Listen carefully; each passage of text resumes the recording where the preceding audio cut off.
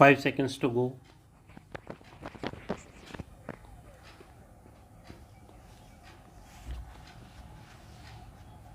Start. It is to be noticeable that Honorable Supreme Court, while laying down the law that in contempt jurisdiction no positive mandatory direction can be issued outside the scope of the order which is being alleged to have been violated by the authorities, has elaborately observed therein that the purpose of contempt jurisdiction is to uphold majesty and dignity of the courts of law. It has further been observed that the Contempt of Courts Act has been introduced for the purposes of securing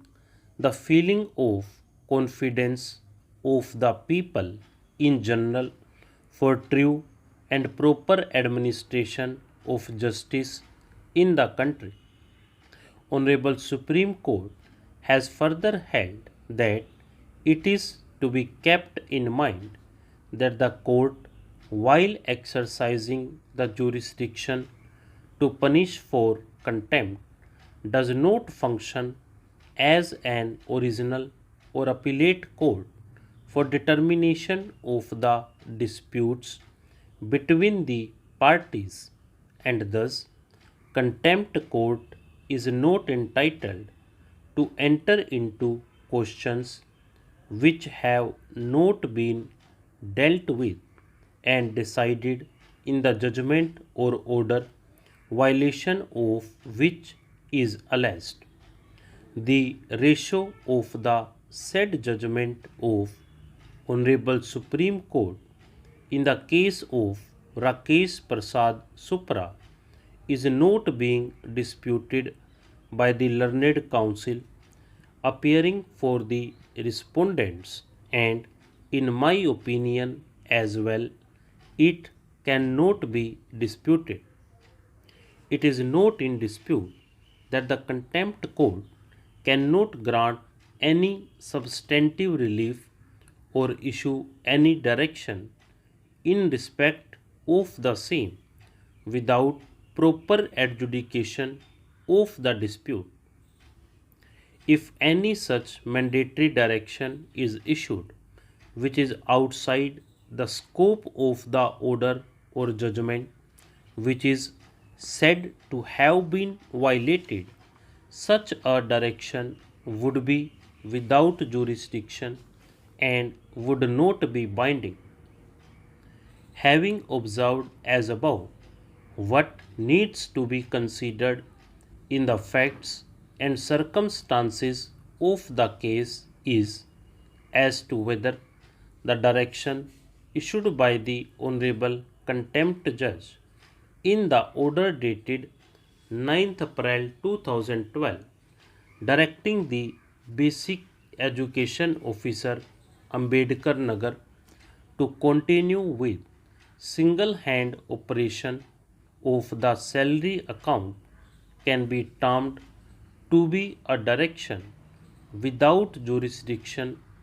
adjudicating upon an issue, or it would be construed only to be a direction issued in the aid of the High Court for ensuring compliance of its order dated 14th December 2011. The circumstances in which the order dated 9th April 2012 was passed by the Honorable Contempt Judge have been noticed in the said order itself. At the cost of repetition, it may be observed that even after passing of the order on 26th March 2012 directing therein single hand operation of the salary account, payment of salary to the teaching and non-teaching staff could not be ensured, and in fact a dispute arose during the court proceedings